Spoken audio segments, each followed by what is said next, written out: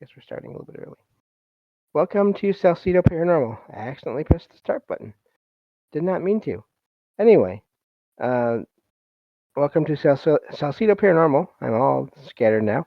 I'm your host, James Salsido, and tonight I'm continuing my review of The Book of the Damned by Charles Fort. And yeah, so always glad to be here doing this. Um, you can find all episodes of the show, along with links to social media and ways to listen and ways to support the show at the website, which is salsidoparanormal.com. That's SALSIDO paranormal.com. And there are many ways to support the show. You can do that through liking the show and sharing the show with others and rating and reviewing it on your favorite podcast platforms. You can also check out the Patreon feed and get all the content there for as little as $1 a month. And you can also check out the merchandise store and get all kinds of shirts with various designs on them made by friends of the show, and shirts and also other items as well. Support is never expected but always appreciated, as there are expenses in making these shows. Also, please check out links to friends of the show and their own projects.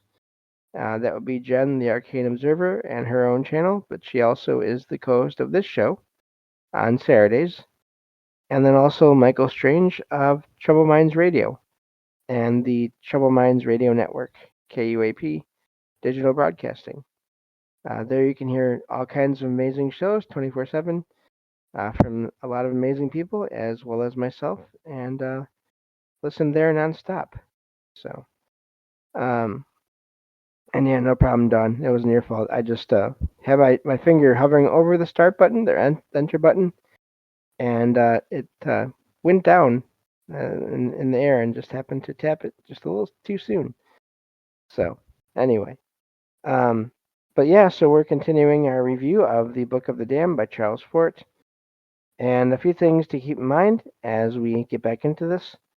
Um, First off, the words and thoughts expressed in this reading are belong to Charles Fort and not myself, and we may not agree with all those words and thoughts. There's a couple last episode which were I didn't care for the words so much, but also there may be some things that are discussed in Fort's works that were mysteries at the time that these books were written, about 100 years ago, but that have since been figured out, or at least um, explained, or some possibilities given to explain them.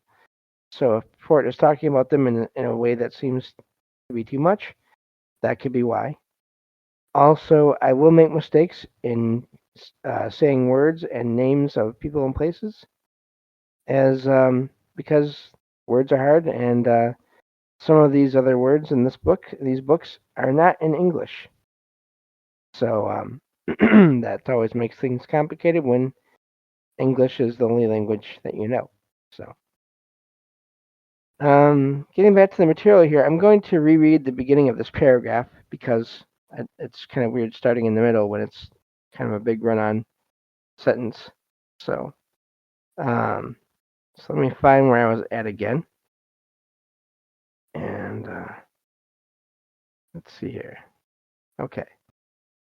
So that the stones of these forts are vitrified, in no reference to cementing them, that they are cemented here and there in streaks, as if special blasts had struck or played upon them. That's amazing. That's fascinating. Then one thinks of lightning. Once upon a time, something melted in streaks. The stones of forts on the tops of hills in Scotland, Ireland, Brittany, and Bohemia. Lightning selects the isolated and conspicuous. But some of the vitrified forts are not upon tops of hills. Some are very inconspicuous. Their walls too are vitrified in streaks.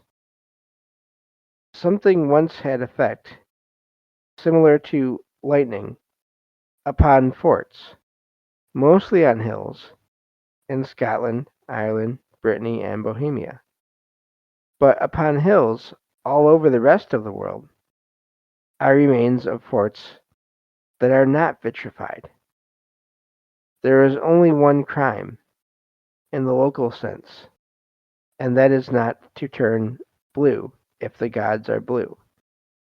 But in the universal sense, the one crime is not to turn the gods themselves green if you're green. That's the end of a chapter there. So now we're on to chapter 13.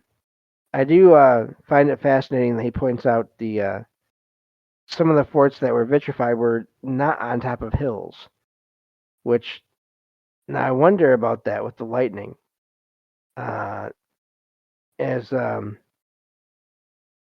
is it can it hit? I mean, I would guess it could still hit forts that are not on hills. But then it also talks about how some forts that were on hills were not hit either if it was lightning.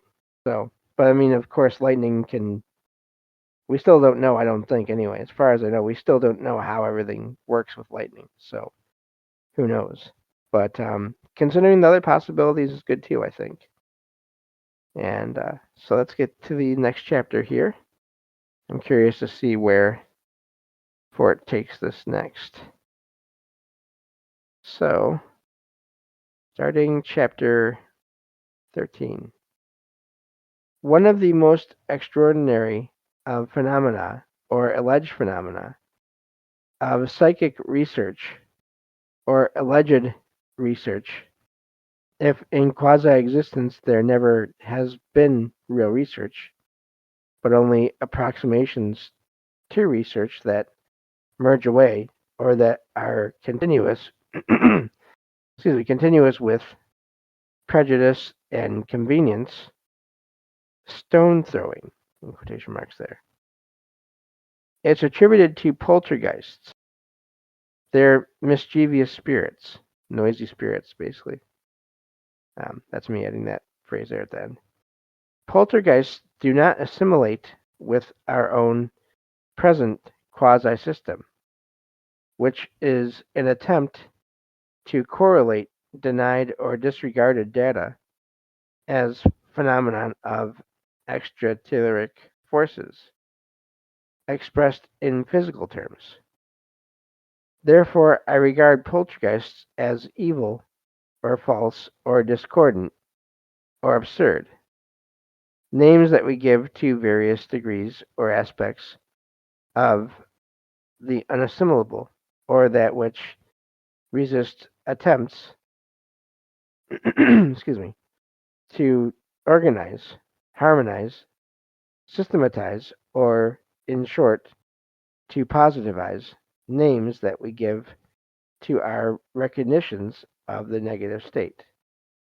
I don't care to deny poltergeists because I suspect that later, when we're more, excuse me, when we're more enlightened, or when we widen the range of our credulities, or take on more of that increase of ignorance that is called knowledge, poltergeists may become assimilable. Then they'll be as reasonable as trees.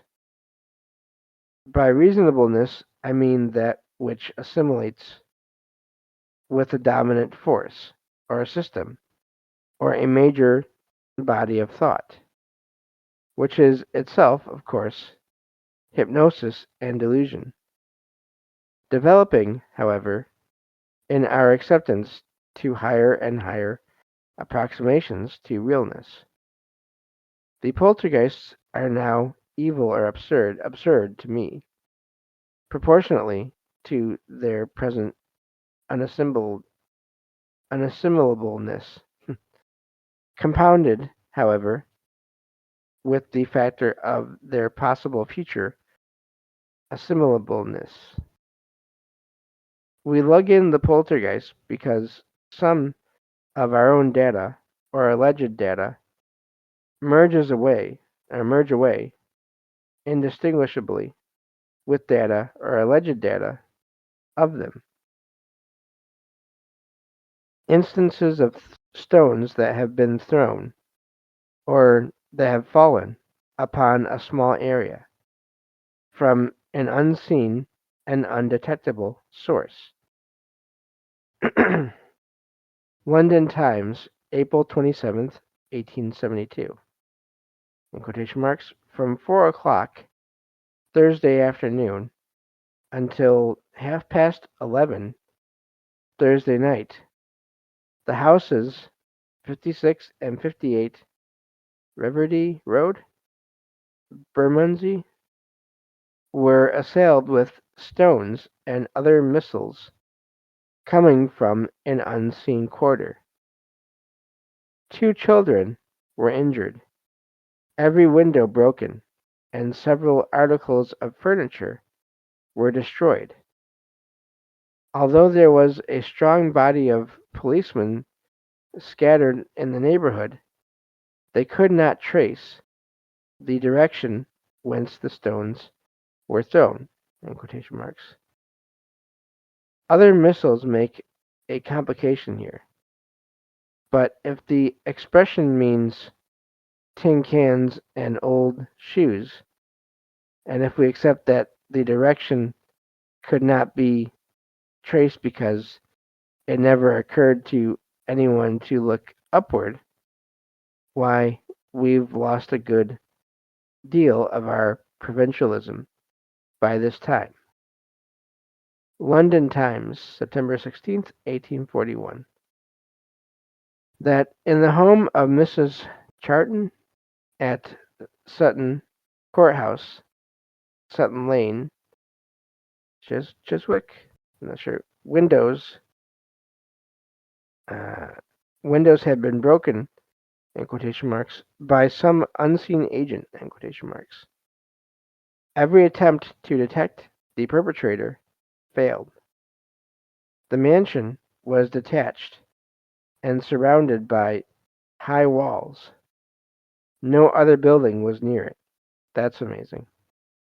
When you have high walls to block out people from getting in, and yet you still have things coming, I would guess, over the walls.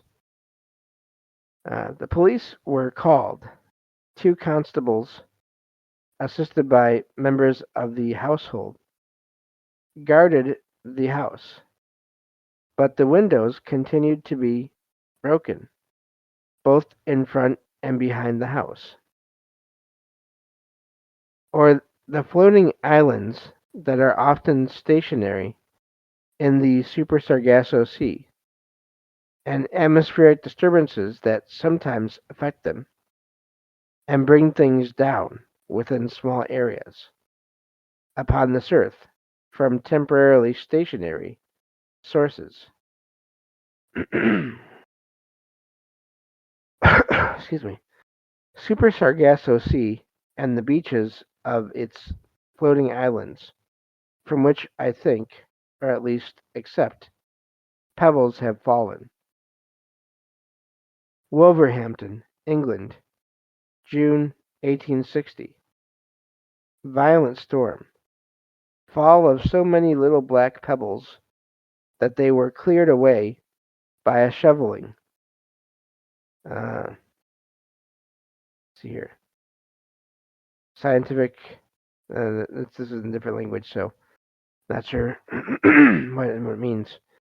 But 5-264. Great number of small black stones that fell at Birmingham, England. August 1858. Violent storm. Said to be similar to some basalt a few leagues from Birmingham. Uh, British Association 1864-37. Pebbles described as common water-worn pebbles that fell at Palestine, Texas, July 6th, 1888. of a formation not found near Palestine. In parentheses, W. H. Perry, Sergeant, Signal Corps, Monthly Weather Review, July 1888, and close parentheses.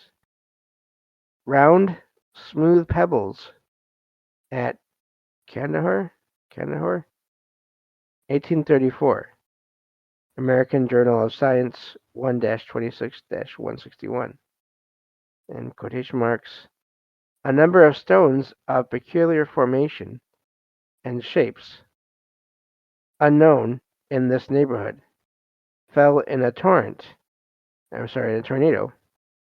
at Hillsborough, Illinois, May 18th, 1883.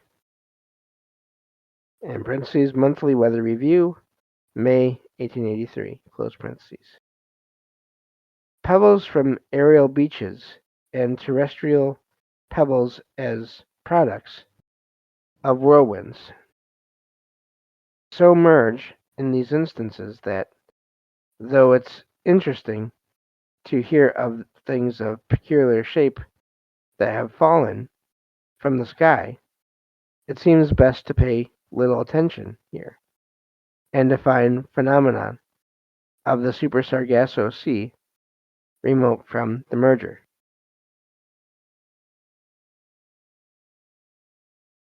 To this requirement, we have three adaptations.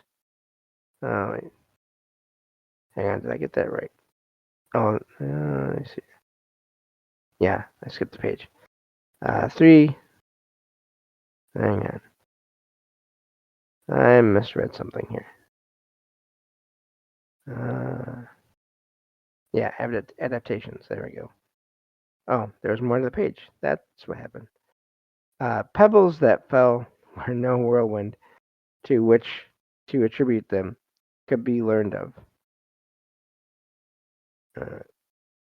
Pebbles which fell in hail so large that, incredibly, could that hail have been formed in this Earth's atmosphere. Pebbles which fell and were, long afterward, followed by more pebbles, as if from some aerial, stationary source, in the same place. In September 1898, there was a story in a New York newspaper of lightning, or an appearance of luminosity, in Jamaica. Something had struck a tree. Near the tree were found some small pebbles. It was said that the pebbles had fallen from the sky with the lightning. But the insult to orthodoxy was that they were not angular fragments such as might have been broken from a stony meteorite, that they were water-worn pebbles. In the geographical vagueness of a mainland, the explanation up from one place and down in another is always good, and is never overworked, until the instances are massed as they are in this book. But upon this occasion, in the relatively small area of Jamaica, there was no whirlwind findable. However, there in the first place, Bob's up. And I just want to point out something here real quick. Well, first of all, I apologize for my fumbling through that paragraph, a couple paragraphs. Anyway, this is something that I talk about a lot, where you see this with what Forrest is talking about here, all these experiences people have had and these events that people have seen. How many of them have to happen before it becomes possible to accept that they happen? In other words, how can so many of these experiences happen? How can so many of these things, can these things be fake when there are reports of them over and over and over again throughout time and around the world. Same thing with everything else we talk about in this show. There's just so many reports of so many odd things, unexplainable things happening throughout time, throughout the world, that to me it seems impossible that they're all misidentification or exaggeration or hoax or any of these things. And here you have Fort making a similar kind of statement in a way about the things that he's writing about as well. So, so yeah, just he may have just made a pun. It's possible. I missed it if he did, but that's okay. I do miss things here and there. Let's get at least a little more of this read before we have to stop. Monthly Weather Review, August 1898-363. That the government meteorologist had investigated had reported that a tree had been struck by lightning and that small water-worn pebbles had been found near the tree, but that similar pebbles could be found all over Jamaica. Monthly Weather Review, September 1915-446. Professor Fassig gives an account of a fall of hail that occurred in Maryland, June 22nd, 1915. Hailstones the size of baseballs, not at all uncommon. In quotation marks here, an interesting but unconfirmed account stated that small pebbles were found at the center of some of the larger hailstones gathered at Annapolis. The young man who related the story offered to produce the pebbles, but has not done so. In quotation marks. A footnote. Open quotation marks. Since writing this, the author states that he has received some of the pebbles. In quotation marks. Let's see here. All right. We'll do a little bit of this paragraph. When a young man produces pebbles, that's as convincing as anything else I've ever heard of, though no more convincing than if having told of ham sandwiches falling from the sky, he should produce ham sandwiches. Uh, if if this reluctance be admitted by us, we correlate it with a datum reported by a Weather Bureau observer, signifying that whether the pebbles had been somewhere aloft a long time or not, some of the hailstones that fell with them had been. And that's where we're going to stop for this episode because we started a little bit early. So thank you all for being here and listening in, and especially dealing with my stumbling through some of the stuff today. And we'll continue this when we can, and I'll talk to you all next time on Salsido Paranormal. Take care.